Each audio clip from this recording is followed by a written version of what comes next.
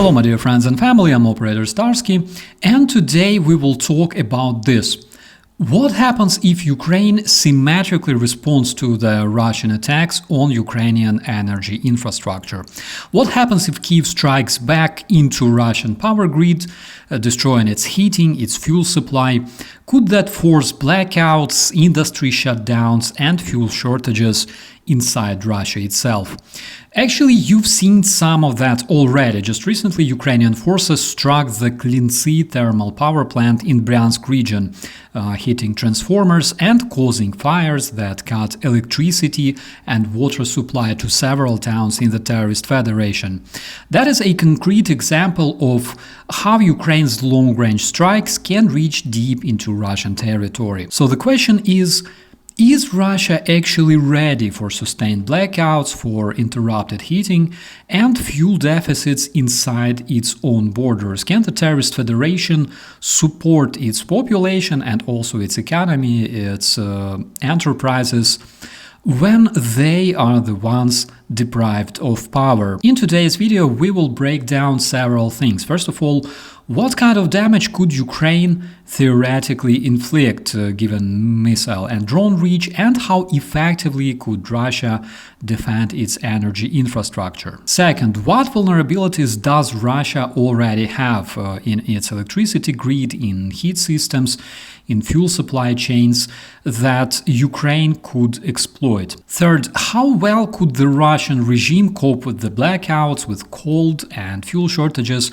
and could they maintain essential services, prevent public unrest, and protect their industry? And finally, what would be the political and social consequences for Moscow if millions of Russians suddenly face darkness, freezing homes, and fuel scarcity? Basically, all those problems they've already caused to Ukrainian people starting 2022.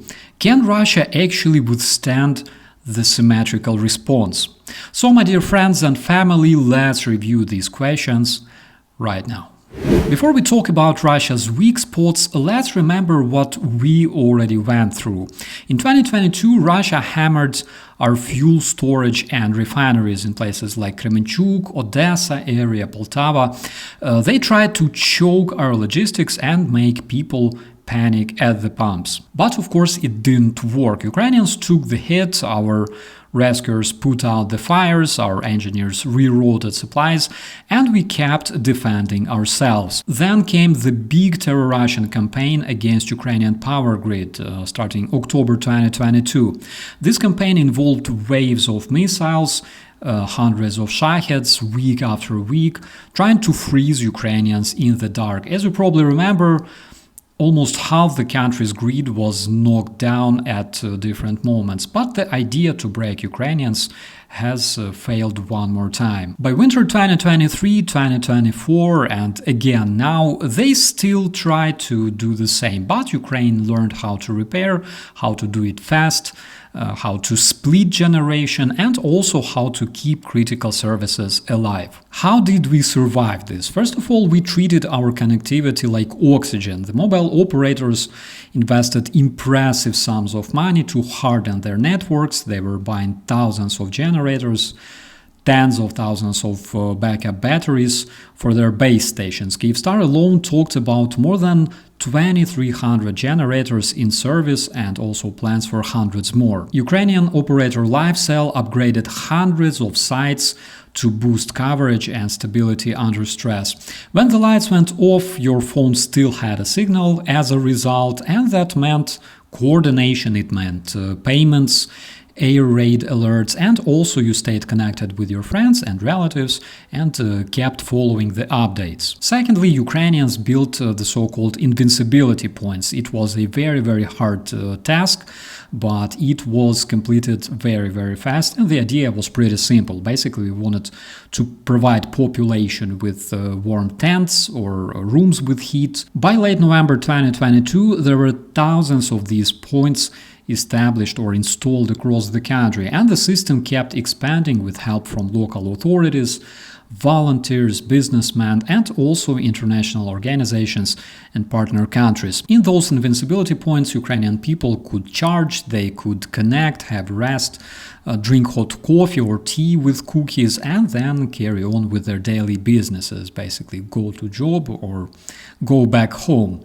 And third, we've got massive energy aid from our friends. The EU synchronized Ukrainian power grid with Europe in 2022 and also has sent over 10,000 generators plus parts, transformers, and even LED bulbs to reduce Ukrainian load on the power grid. Just about a week ago, Lithuanian partners announced more transformer shipments, talking about hundreds of new transformers to replace those that were destroyed by the Russian weaponry. Add to that private donations, NGOs, emergency teams bringing switchgear and cables, and basically that's how you fix a grid under fire. So when Russian terrorists threaten to bomb Ukraine into the Stone Age, we just smile and keep repairing faster and more than the Russians can destroy. We learned to repair substations in days, to move generators around, to keep hospitals running, and things like that. And even after heavy night raids like fresh ones that are hitting Ukrainian energy facilities as we speak, Ukraine restores power, reorganizes the load, and keeps the state functioning. And that's experience that Russia simply doesn't have at scale, because for them the real war only exists on the Russian TV, not in their neighborhoods. And of course, with the new long-range Ukrainian weapons, things can change very, very fast. And here's the important point for our topic today. Resilience as a skill, because Ukrainians didn't buy their resilience in a store. Ukrainians built it under fire. Backup for towers, fuel logistics for repairs, public hubs for warmth and internet, and a queue of friends sending parts of generators. That's what I'm talking about. Does Russia have all that? Do they have resources, willpower, spare parts? Do they have reliable partners besides Cuba and North Korea? And most crucially, do they have time? Because, for example, Ukraine doesn't need time. We've already built the emergency infrastructure, anticipating the Russian strikes every night. The winter is coming and Ukraine is well prepared. Is Russia prepared for winter? How do you think? Alright, with that in mind, let's move on. Where is Russia actually vulnerable? Let's talk electricity, heating, fuel, and what breaks first if the lights start going out on the Russian territory. First of all, let's talk about what Russia's power system actually looks like and what that means if Ukraine keeps pushing back. First, what are these plants and where are they? Russia still depends a lot on big thermal power stations. We're talking coal, gas, and big combined heat and power plants called GRES. It's like Surgut and Tyumen in the east, big plants in the Ural and Siberia, and a ring of older thermal and heating power plants around big cities, for example Moscow, St. Petersburg, and regional capitals. Some plants are outside cities on large sites, some are right next to industrial towns, or even inside city power rings because they supply district heating as well as electricity. In short, the Russian system is a mix. Some generation is remote and connected by long transmission lines, some is local and tightly tied to heating networks for whole Russian neighborhoods. Second, what do those plants actually serve? The big power stations, the so-called GRES, feed regional grids and also they feed Russian heavy industry. A single large plant can be a backbone for an entire Russian oblast or a Russian industrial hub. So basically you can imagine what happens if such station accidentally expires in Russia with its barely breathing industry. Smaller heating power plants feed city heat and also power altogether. The smaller Russian heating power plants feed Russian cities with electricity and heat. So basically when those go down, whole Russian neighborhoods may lose both light and heat. And of course in such case the Russians will lose the water supply as well, and all that might actually mirror what they've done to Ukraine in case Ukrainian flamingos start flying. I will not list exact counts, but the important thing is Russia's grid has central nodes that move large blocks of power around and also local plants that keep cities warm. In case a single node is broken, many Russian clients and also Russian enterprises are going to feel it at once. Third, the state of the plants and maintenance. What is it? A lot of Russian generation and grid equipment is really old. Many units were built in the Soviet era more than 30 and 40 years ago and have seen long operational lives. Much Russian thermal and substation hardware is actually decades old. The maintenance budgets and spare part supplies have been squeezed by sanctions and by priorities that currently favor Russian military spending. I mean, if they neglect their schools and hospitals like they do these days, what can we say about their power plants? Official Russian reports are talking about ongoing output, but independent analysts and recent coverage points to growing stress. We're talking parts shortages, different repairs, and a system that needs replacement transformers and modern switchgear to be truly reliable. In a word, age plus logistics problems equals higher failure risk under pressure, and additionally, complete inability to provide spare parts fast enough. Next, geography versus reach of Ukrainian weapons. What can be reached from Ukraine today? Over the last year, Ukraine has developed longer-range strike tools, domestically grown cruise missiles, drones, and the occasional Western-supplied cruise munitions. Nowadays, Ukraine extended its reach well into Russian border regions and far beyond. Recently, Ukraine showcased its missiles with ranges from 800 to 1,000 kilometers, and Ukraine pushes even further with its long-range drones. That means that, in theory, many Russia's western and also central energy hubs are well within the strike reach, especially sites in bordering regions and Russia's European belt. Basically, the most modern and most powerful Russian stations are located quite close to the European part of our continent, while more neglected power facilities like those in Middle and Eastern Russia's regions, they still exist, but they are in kind of worse condition. Whether a particular plant is reachable, of course, depends on weapon type, also numbers of those weapons available, and the defenses along the way. And here's another thing. Russians are actually struggling very hard defending their oil refineries from Ukrainian strike drones. Now, consider the fact that now they will have to also defend multiple other objects, which means that basically Russian strategy of stretching Ukraine's air defenses is a game that can be played by both sides. The question is, can Russia, with its vast territory, defend so many strategic objects at once? And if they do, how much more refineries they will lose due to the stretched air defenses? Next, could Ukraine potentially cause blackouts in Moscow or St. Petersburg? The short answer is, as of now, it's kinda hard, but it's not impossible in limited ways. Both Moscow and St. Petersburg benefit from redundant supplies. We're talking multiple large power sources, ring networks, reserve generators, and special protection for critical facilities. Hitting a single remote thermal plant or one substation can cause local outages, and it also stresses the grid, but plunging an entire megacity into long-term blackout is actually much more complicated. Obviously, such operation would require sustained strikes against many different Russian power nodes and enough munitions to overwhelm Russia's air defenses. At the same time, Russia's aging equipment and spare parts shortages make recovery much slower than it used to be, and targeted hits on distribution or heating-linked power plants could have extremely painful local effects. So, long story short, Moscow and St. Petersburg, of course, are not as fragile as any other smaller Russian town, for example, like Belgorod or Kursk. But at the same time, they are not invulnerable either, especially to repeated wide area campaigns that would strain their repair capacity and also stretch Russian air defenses.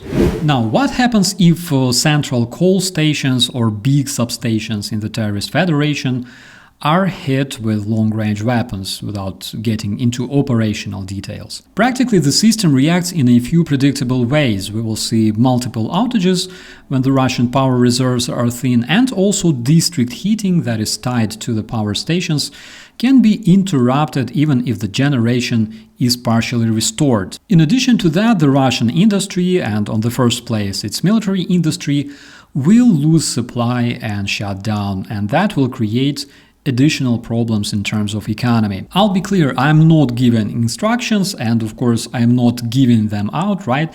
I'm just saying what generally happens to large interconnected Russian grids when key nodes are damaged based on how grids behave worldwide, and especially in Ukraine, which had absolutely similar power grid before it was reinforced due to the Russian strikes. And final point, Russia has big plants and complex grid, but at the same time it has systematic weaknesses, things like aging equipment, centralized choke points for heat and power in the Russian cities, and also constrained spare parts logistics. At the same time, Ukraine is growing its reach, meaning that it can put pressure on border regions and critical industrial hubs. Whether that pressure scales up to sustain blackouts in Moscow or St. Petersburg, of course, depends primarily on munitions and also on Russian defenders and the Kremlin's ability to patch the received damage quickly and effectively. Which is kind of funny to even mention, of course, because we're talking about Russia, but the point is,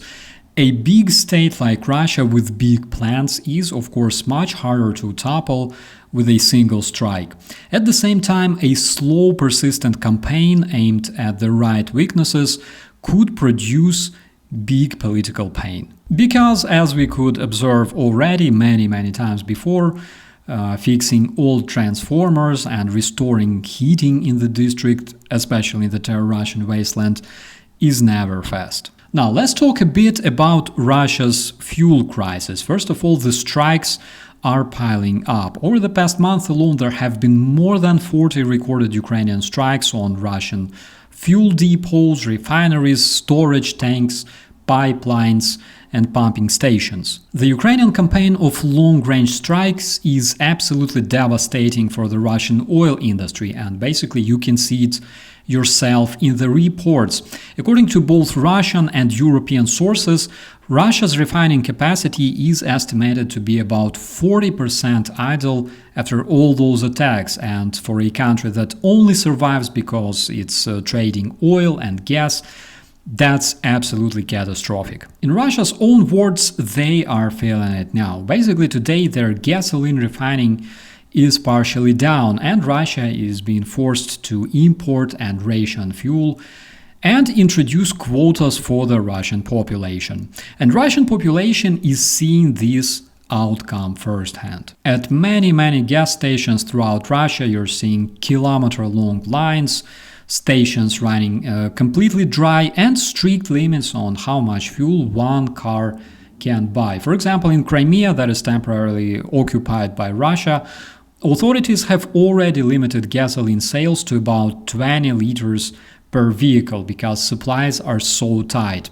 Some Russian gas stations are shutting down completely, unable to refill because supply is broken or because they cannot raise prices. The horrible truth is that the Russian regime must keep generations running to support its communications, mobile networks, heating backup, water pumping, basically everything. But if there's already a fuel shortage in the country, those backup systems become extremely vulnerable. As refining and logistics crumble, Russia will increasingly lack fuel not just for cars but also for its diesel generators.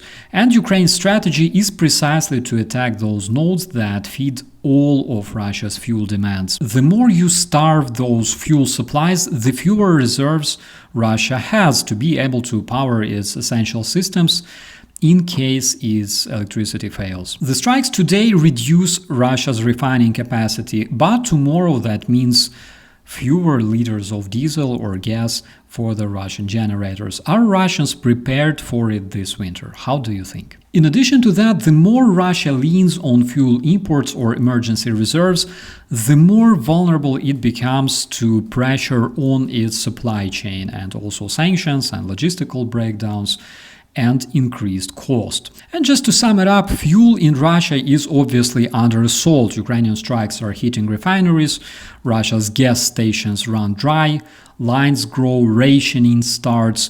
Fuel that Russia would use to power backup systems and keep critical services running is becoming harder and harder to guarantee.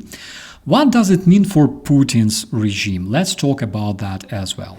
Now, the big question of today is, what does this all mean to the man who actually started all this chaos and war, the internationally wanted war criminal Putin himself? The fact is, for years he built his dictatorship on two simple promises to the ordinary Russian people. First, that they would never return to the hungry 1990s, when there were no money, no food, no stability, and Russians, by the way, barely survived due to the cheap chicken meat that was generally shipped from the United States. Secondly, Putin promised his citizens that the war would never return to the Russian soil. Basically, he said it in a way that he would defend his people from the evil Ukrainian NATO, and there is really nothing to worry about. The Russian missiles fly into Ukraine and Ukraine basically cannot respond.